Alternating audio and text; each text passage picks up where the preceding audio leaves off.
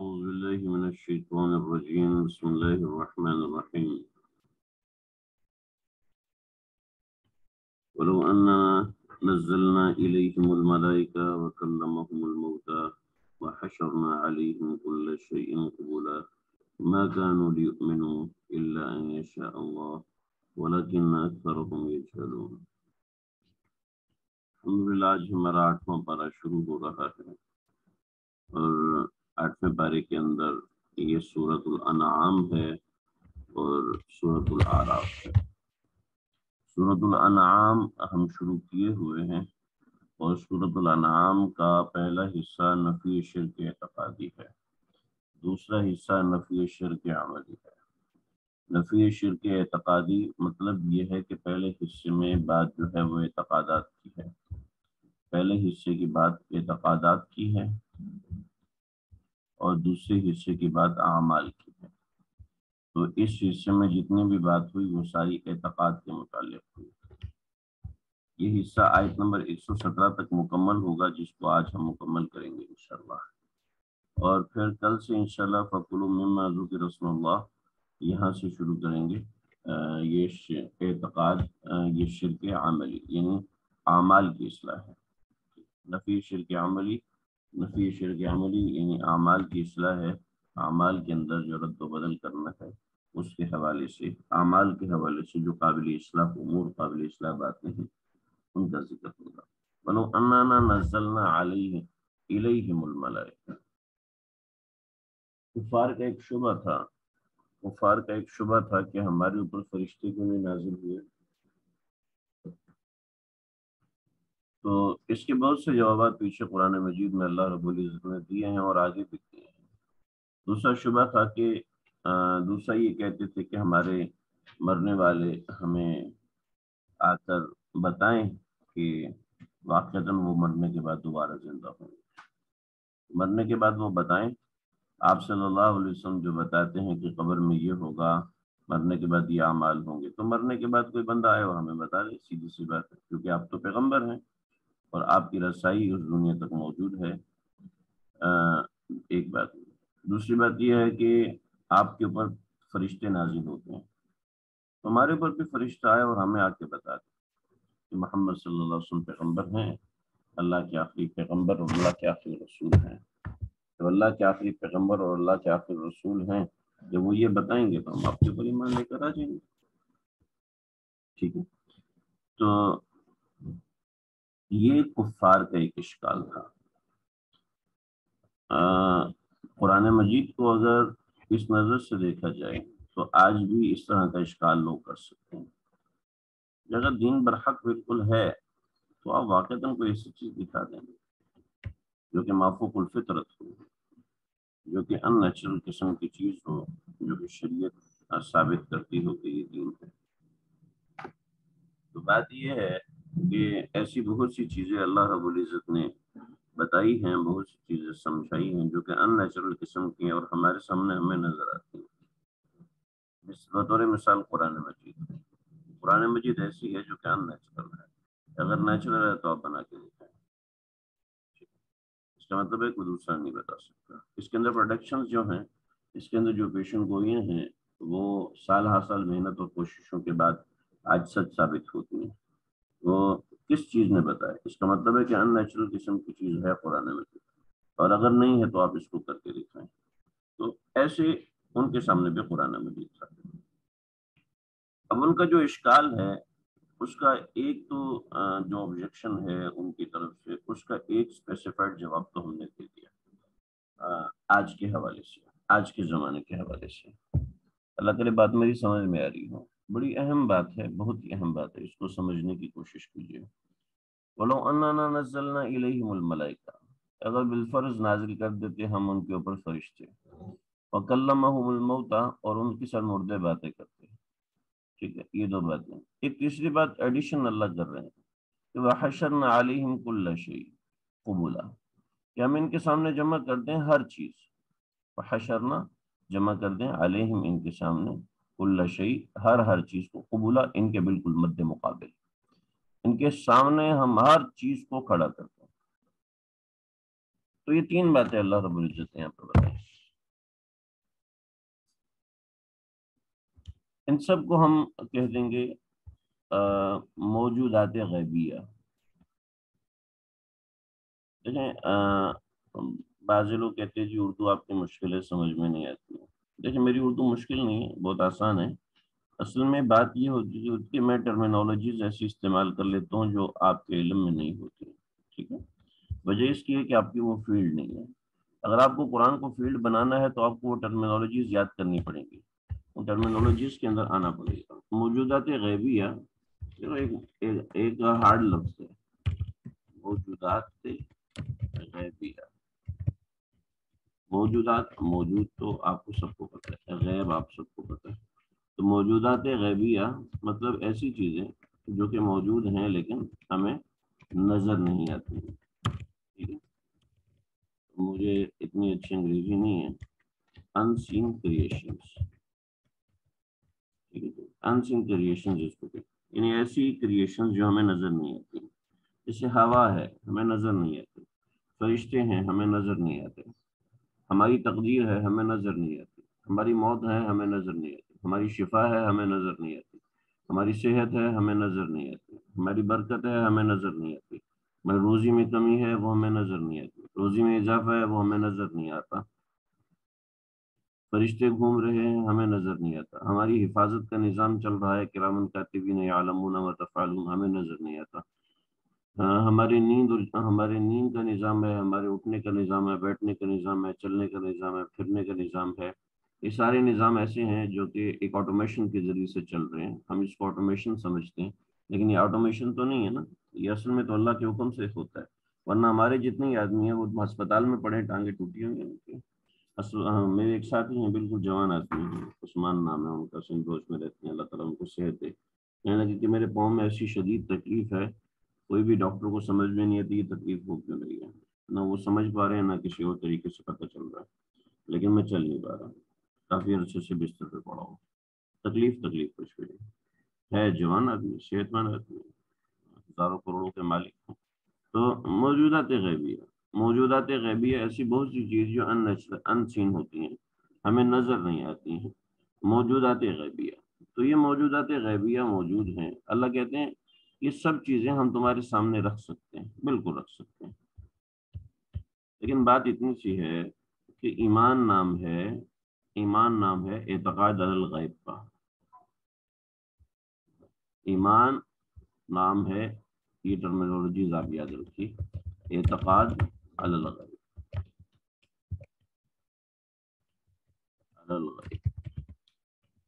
غیب پر ایمان لانا. ایسا کیوں ہے؟ اللہ نے ایسا کیوں رکھا؟ آپ مجھے بتائیں نا، ہر پیپر پاس کرنے کے لیے امتحان کیوں لیا جاتا ہے؟ آپ ڈرائیونگ ٹیسٹ پاس کرتے ہیں، آپ سے امتحان لیا جاتا ہے، حالانکہ آپ گاڑی چلا کر آئے ہیں، آپ سے امتحان لیا جاتا ہے. آپ ڈاکٹری پاس کرتے ہیں، امتحان لیا جاتا ہے. آپ انجینئرنگ پاس کرتے ہیں، امتحان لیا جاتا ہے. آپ کچھ بھی کہیں بھی کچھ کام کرتے ہیں، آپ سے امتحان لیا جاتا ہے. ٹھیک ہے، تو دنیا تو اللہ نے خود بتائی دارالامتحان. یہاں میں نے آپ کو امتحان کے لیے بھیجا، لہٰذا ایمان بالغیب لے کے آؤ. ایمان بالغیب لے کے آؤ. ہاں، تمہاری رہنمائی کے لیے ہم نے کچھ لوگوں کو ایسا کیا کہ ان کو کچھ چیزیں دکھا دی، جیسے معجزہ دکھا دیا. ٹھیک ہے، اور ہمارے سامنے بھی بے شمار ایسی چیزیں جو انسین قسم کی ہیں، انسین کریشنز ہیں. تو یہ امتحان اللہ رب العزت نے لگایا. جب امتحان لگایا ہے تو اس امتحان کے حوالے سے اللہ رب العزت نے بہت سی چیزیں بھیجی. جیسے بطور مثال ہم فیکٹری میں جاتے ہیں، ہم کہتے ہیں جی ہمیں فلاں چیز بنوانی ہے، تو ہمیں 2-4 چیزیں وہ سیمپل کے طور پہ دے دیتے ہیں. ایسا تو نہیں ہوتا نا کہ سارا مال وہ سیمپل کے طور پہ دے دیں. بس یہی ہے، یہی اس سوال کا جواب ہے کہ بھئی اللہ اگر فرشتے نازل کر دیتے ہیں کہ مردہ اٹھ کے بات کر لیتا ہے، ٹھیک ہے، اور یہ ہماری آنکھ کی ڈائمینشن سے نکل کر ہر چیز کو دیکھنا شروع کر دیتی ہے، پھر امتحان کہاں سے رہتا؟ اور ایمان ہے ہی امتحان. ایک کتاب کھول کے جواب آپ کے سامنے رکھ دیا جائے اور آپ کہیں کہ میں پاس ہو گیا، یہ کوئی پاس نہیں ہوتا. تو یہ ایمان کی اصل یہی ہے کہ ایمان بالغیب لایا جائے. تو اللہ یہی کہتے ہیں وَلَوْ أَنَّنَا نَزَّلْنَا إِلَيْهِمُ الْمَلَائِكَةَ، جو اس طرح ایمان نہیں لے کے آ رہا تو وہ دوسرے طریقے سے بھی ایمان نہیں لے کر آئے گا، یاد رکھنا۔ تو وَلَوْ أَنَّنَا نَزَّلْنَا إِلَيْهِمُ الْمَلَائِكَةَ، اگر ایسا ہوتا، اگر بالفرض نزلنا ہم اتارتے الیہم ان کی طرف الملائکہ فرشتوں کو، پہلی بات۔ دوسرا وَكَلَّمَهُمُ الْمَوْتَى، اور موتا یعنی مردار ان سے مردار استغفر اللہ، مردے ان سے بات کرتے۔ وحشرنا علیہم کل شیء قبلا، اور ہر چیز ان کے سامنے روبرو جمع کر دی جاتی، ان کے سامنے جمع کر دی جاتی۔ ما کانوا لیؤمنوا، پھر بھی یہ لوگ ایمان نہیں لے کے آتے، پھر بھی یہ لوگ ایمان لے کر نہیں آتے، صحیح؟ کیونکہ جو ان اشاروں کو دیکھ کر ایمان نہیں لے کے آتے، اگلے اشارے دیے جاتے تو وہ کہتے جی اور دو، پھر اگلے دیے جاتے تو اور دو۔ قرینہ کیا ہے؟ قرینہ یہ ہے کہ وہ ابھی کے اشاروں کو نہیں مانتے تو آگے کے اشاروں کو کیا مانیں گے؟ ڈاکٹر کے پاس آئے، بی پی چیک نہ کرائے اور دوائی لے لیں، ڈاکٹر کہتا ہے بی پی چیک کرا نہیں رہا تو دوائی کھا کے لے گا میری، میں نہیں چیک کرتا، میں دوائی نہیں دوں گا کہ جی وہ دوائی تو میں کھاؤں گا، دوائی تو میں کھاؤں گا، پہلے آپ مجھے یہ ثابت کریں کہ دوائی کہاں سے آئے گی۔ وہ سوال پہ سوال ہی کرتا جائے گا، اس کے اندر اتباع کا مادہ نہیں، ایمان اصلی اتباع کا مادہ ہے۔ الا ان یشاء اللہ، ہاں ہاں ہاں ہاں، کوئی یہ نہ سمجھے کہ اللہ رب العزت کسی ایسے کو ایمان دے نہیں سکتے، ایسوں کو بھی اللہ ایمان دے سکتے ہیں، اللہ جس کو چاہے ایمان دے دے، اللہ جس کو چاہے تقوی طہارت دے دے، یہ اللہ کی مشیت کے اوپر ہے، مشیت مطلب اللہ کے ارادے کے اوپر ہے، اللہ جس کے لیے ارادہ فرماتے اس کو ایمان ضرور ملتا ہے، اللہ جس کے لیے ارادہ فرماتے وہ کبھی بھی ناکام نہیں ہوتا۔ تو ہمیں اور آپ بھی اللہ تعالیٰ سے یہ دعا کریں کہ اللہ جی آپ ہمارے لیے ارادہ فرما دیجیے۔ تو الا ان یشاء اللہ، لیکن اگر اللہ چاہے تو ایمان دے سکتا ہے۔ یہ اور ایمان کیسے دے سکتا ہے بڑی تفصیلی بات ہے، فکر کروں گا۔ ولیکن اکثرهم یجہلون، لیکن ان میں سے اکثر جہالت کی باتیں کرتے ہیں۔ لہٰذا پیغمبر آپ فکر نہ کریں، ان کے اوپر ہم کوئی بھی معجزہ نازل کر دیں یہ لوگ ایمان لے کر نہیں آئیں گے۔ جیسے آپ کی دشمنی کرتے ہیں وَكَذَلِكَ، ایسے ہی جعلنا لِكُلِّ نَبِيٍّ عَدُوًّا، ایسے ہی ہم نے ہر پیغمبر کے لیے دشمن بنائے ہیں، شیاطین جو کہ شیطان ہوتے ہیں، شرارتی ہوتے ہیں، انس والجن، شیاطین الانس والجن، انسان اور جنات کے شیاطین ہوتے ہیں، یوحی بعضهم الی بعض، جو ایک دوسرے کی طرف کانا پوشی کرتے ہیں۔ کیسے کانا پوشی کرتے ہیں؟ زخرف القول غرورا، زخرف کہتے ہیں خزانے کو، ٹھیک ہے، خزانہ کو زخرف کہتے ہیں۔ تو زخرف القول، خزانہ کا اصل دیکھیں، خزانے کے اندر اصل ہوتی ہے چمک، خزانہ ہی رکھا ہے اس میں اصل چمک ہوتی ہے۔ تو جو ایسی بات کرے جو کہ چکنی چبڑی قسم کی، اس میں چمک تو ہو لیکن زور نہ ہو، اس میں چمک تو ہو لیکن زور نہ ہو۔ بطور مثال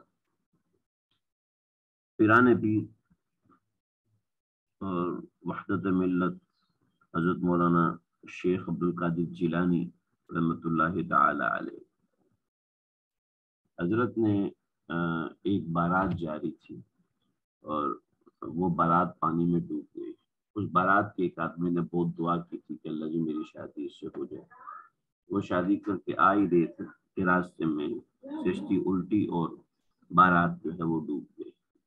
تو پیرانے پیر کو 10 سال بعد وہاں سے گزرے تو کشف ہوا یہاں ایک اللہ کا بندہ بہت رویا تھا اپنی بیوی کو لے کے، بچوں کو لے کے۔ پیرانے پیر نے اللہ سے دعا مانگی اور کرامت دکھائی اور وہ بارات کشتی سمیت دریا سے باہر نکلی اور کشتی جو ہے وہ باہر آ کے کھڑی ہو گئی اور لوگ دوبارہ زندہ جاوید ہوئے ایک دوسرے کو دیکھے ایسے جیسے کہ ان کے ساتھ کوئی حادثہ پیش ہی نہیں آیا، جبکہ دنیا پہ 10 یا 11 سال گزر چکے تھے۔ اب یہ بات کتنی چمکدار، کتنی خوبصورت لگ رہی ہے، واہ واہ کمال کر دیا پیرانے پیر نے۔ لیکن بات دیکھیں اس کی حقیقت کیا ہے؟ اس کی حقیقت کچھ بھی نہیں۔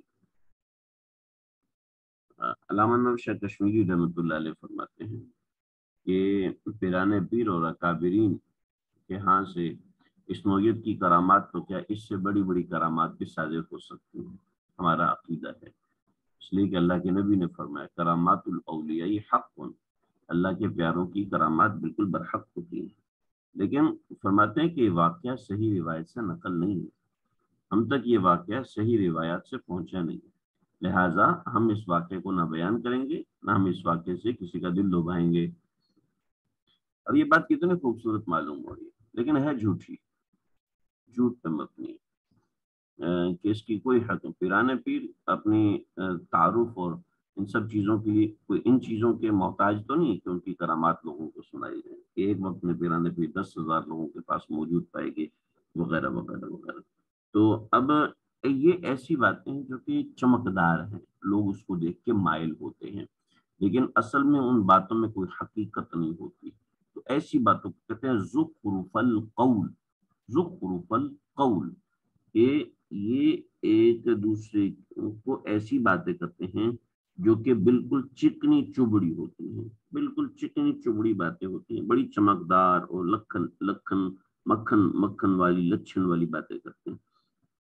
تو وَكَذَلِكَ جَعَلْنَا، اے پیغمبر آپ تسلی رکھیں، جیسے یہ لوگ آپ سے دشمنی کر رہے ہیں اس طرح کے معجزات مانگ کے، وَكَذَلِكَ جَعَلْنَا، ہم نے بنائے لِكُلِّ نَبِيٍّ عَدُوًّا، ہر پیغمبر کے لیے دشمن بنائے ہیں۔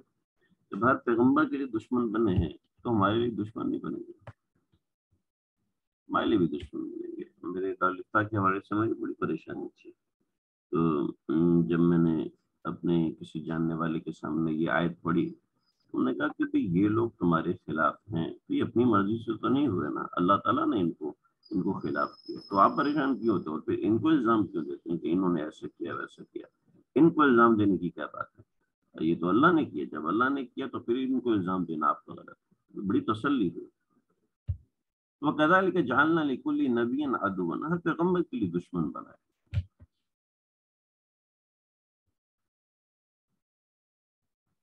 کیا کہنا؟ شیاطین الانس والجن، شیاطین الانس والجن،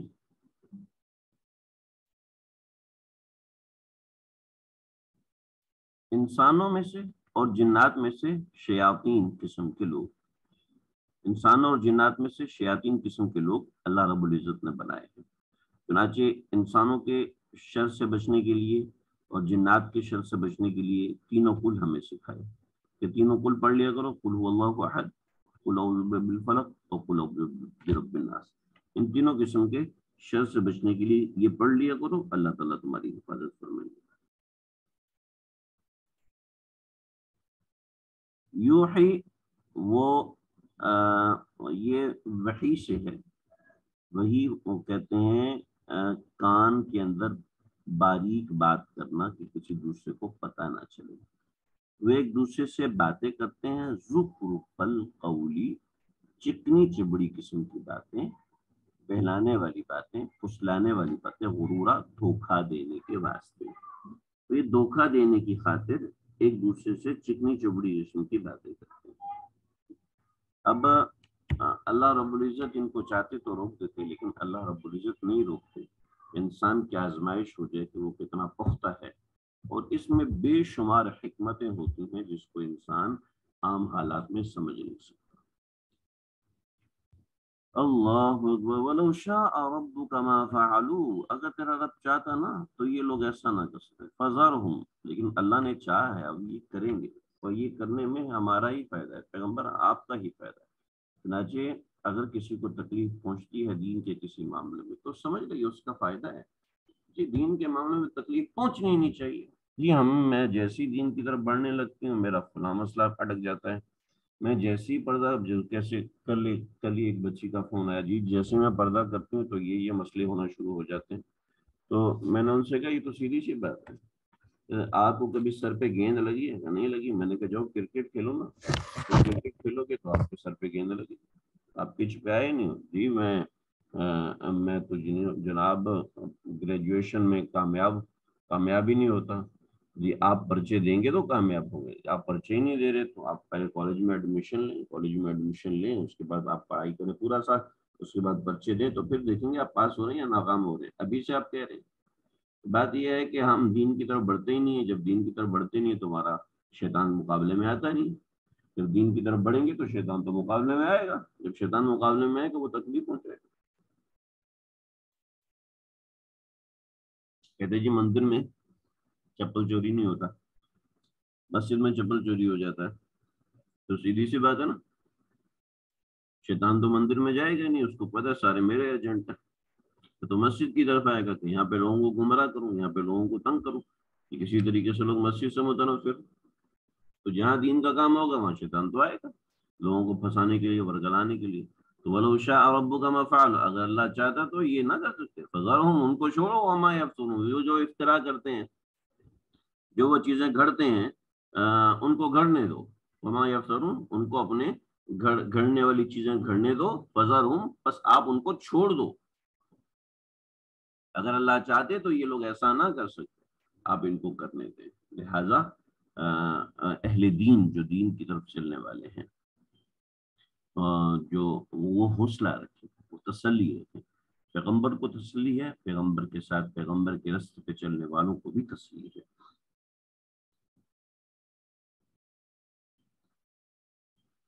اور یہ کیوں کرتے ہیں؟ وَلِتَصْغَى، وَلِتَصْغَى إِلَيْهِ، وَلِتَصْغَى إِلَيْهِ، تصغیٰ کہتے ہیں مائل کرتے ہیں، ٹھیک، وَلِتَصْغَى إِلَيْهِ، تاکہ وہ مائل کرتے رہیں، أَفْئِدَةُ الَّذِينَ، أَفْئِدَہ دل کو کہتے ہیں، ٹھیک ہے، قلب بھی دل کو کہتے ہیں، أَفْئِدَہ بھی، صدر بھی دل کو کہا جاتا ہے قرآن مجید کے الفاظ میں، أَفْئِدَةُ الَّذِينَ، ان لوگوں کے دلوں کو، لا یؤمنون بالآخرہ، تاکہ یہ لوگ مائل کرتے رہیں ان لوگوں کے دلوں کو جو کہ آخرت پر ایمان نہیں لے کے آتے، وَلِيَرْضَوْهُ، تاکہ یہ ان کو راضی کرتے رہیں، وَلِيَقْتَرِفُوا، اور وہ مگن رہیں، ما هم مقترفون، جس چیز میں وہ مگن ہیں۔ بہت زبردست بات، بہت زبردست، اتنا واضح قانون بتا دیا، سبحان اللہ۔ راستہ ہدایت کا یہ ہے، راستہ ہدایت کا یہ ہے، اور راستہ گمراہی کا یہ، راستہ گمراہی کا بھی یہ ہے۔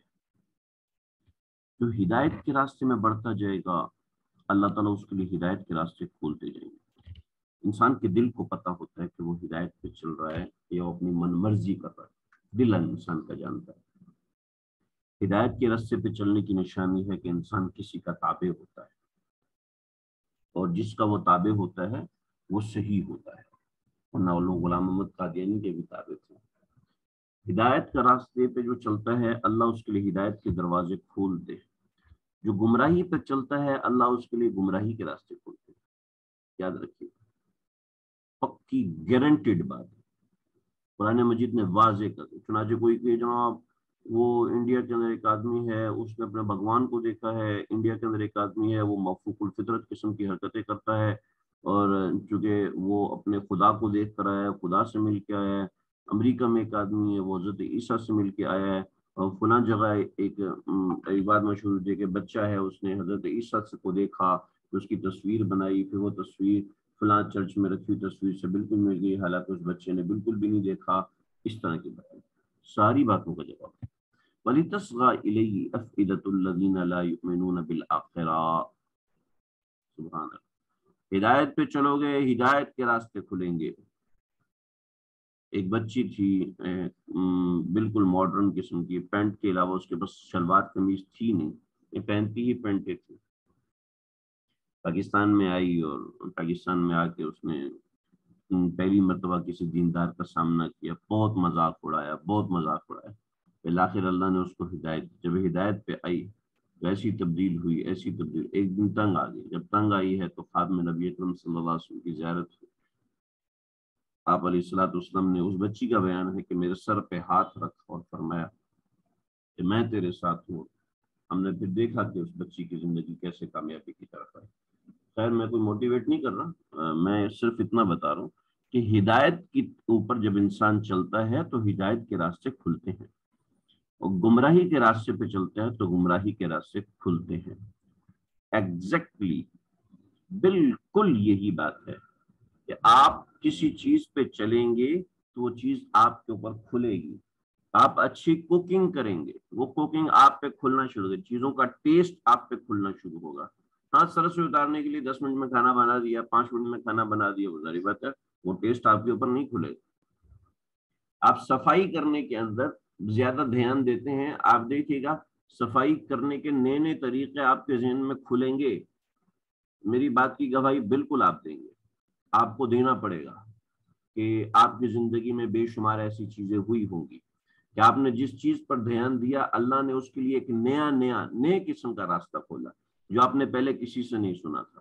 یہ وَلِتَصْغَىٰ إِلَيْهِ أَفْئِدَةُ الَّذِينَ لَا يُؤْمِنُونَ بِالْآخِرَةِ وَلِيَرْضَوْهُ وَلِيَقْتَرِفُوا مَا هُمْ مُقْتَرِفُونَ وَلِيَقْتَرِفُوا، تاکہ وہ مگن ہوں مَا هُمْ يَقْتَرِفُونَ مَا هُمْ مُقْتَرِفُونَ، جس چیز میں وہ مگن ہونے والے ہیں، جس چیز میں وہ مگن ہونے والے لوگ ہیں اس چیز میں وہ مگن ہوتے رہیں. ہدایت کی طرف چلیں گے ہدایت کا راستہ کھلے گا، گمراہی کی طرف چلیں گے گمراہی کا راستہ کھلے گا، پڑھائی کی طرف چلیں گے پڑھائی کا راستہ کھلے گا، گھرداری کی طرف چلیں گے گھرداری کا راستہ کھلے گا، حدیث کی طرف چلیں گے احادیث کا راستہ کھلے گا، حفظ قرآن کی طرف چلیں گے حفظ قرآن کے نئے نئے طریقے آئیں گے، اور قرأت کی طرف چلیں گے نئی نئی قرأت کی چیز آئے گی. جو راستہ آپ اپنائیں گے وہ راستہ کھولیں گے اللہ آپ کے لیے. یاد رکھیے گا یہ ایک قانون بتا دیا. برائی کی طرف چلنے کا جب راستہ اللہ کھولتے ہیں تو نیکی کی طرف چلنے کا راستہ نہیں کھولیں گے، بالکل کھولیں گے، بالکل کھولیں گے. اس کام میں آپ کے اندر ایک اجتہادی صلاحیت پیدا ہوگی. اجتہادی کا مطلب یہ ہے کہ کریٹو صلاحیت پیدا ہوگی جو کہ آپ کو آگے بڑھائے گی، جو کہ آپ کو دنیا میں کسی سے پیچھے نہیں چھوڑے گی. تو یہ بنیادی بات ہے. ہم نے 117 تک پڑھنا تھا، بس فی الحال یہاں تک رکھیں. یہ 3 آیتیں ہیں 11 12 اور 13، 111 112 113. آیتوں کو خوب اچھے سے سمجھیں. آج سے ہمارا سبق کا آغاز ہوا ہے، اتنا سا رکھتے ہیں. انشاءاللہ میں کوشش کروں گا کچھ ہم زیادہ پڑھیں، اور انشاءاللہ کوشش یہ ہوگی کہ پابندی سے پڑھیں. مجھے کچھ لوگوں کی طرف سے پریشانی کا اظہار ہوا تھا، وہ چاہ رہے تھے کہ ہم دوبارہ سے وہ ٹائم آ گیا ہے، سردی کا وقت آ گیا تو ہم مغرب کے بعد پڑھ لیں. تو مجھے کچھ رائے دے دیجیے آپ حضرات کہ مغرب کے بعد پڑھ لینا چاہیے یا پھر یہی وقت مناسب ہو، یہی وقت صحیح ہے. تو مجھے انتظار ہوگا آپ کی رائے کا. آج کا سبق یہیں تک، کوئی سوال ہو تو آپ حضرات کر سکتے ہیں. وصلی اللہ تعالی علی خیر خلقہ محمد.